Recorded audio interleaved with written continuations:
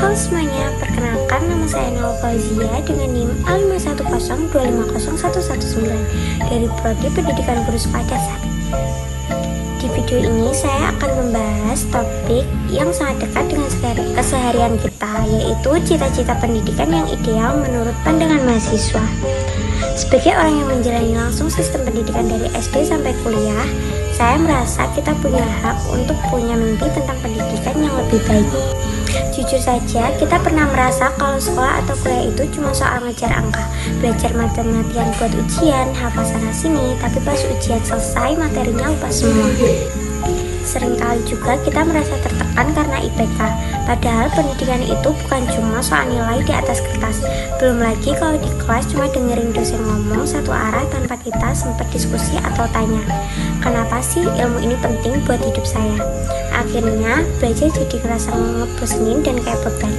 Nah, menurut saya pendidikan yang ideal itu harusnya punya 3 poin.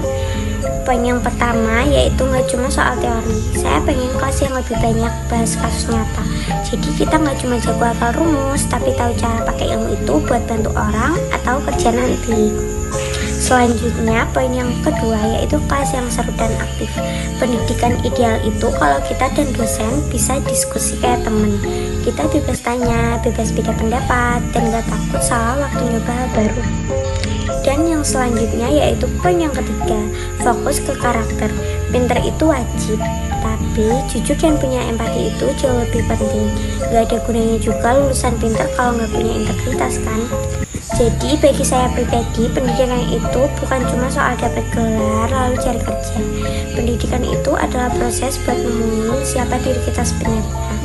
Ilmu itu harusnya jadi jembatan yang bikin kita lebih peduli sama masalah di sekitar kita, bikin kita lebih rendah hati dan gak gampang ikut-ikutan arus yang salah. Jadi kuliah itu bukan cuma buat ngisi otak, tapi juga ngisi hati dan nurani. Jadi sebagai kesimpulannya, pendidikan yang ideal itu adalah yang seimbang. Otaknya pintar, skillnya punya, dan hatinya baik. Buat teman-teman semua, yuk kita jangan cuma jadi mahasiswa yang datang, duduk, terus diem. Mari kita lebih aktif, berani berpendapat, dan yang paling penting jujur sama diri sendiri dalam belajar. Karena pada akhirnya kualitas diri kita ditentukan oleh proses yang kita jalani, bukan cuma ijazah yang kita pegang.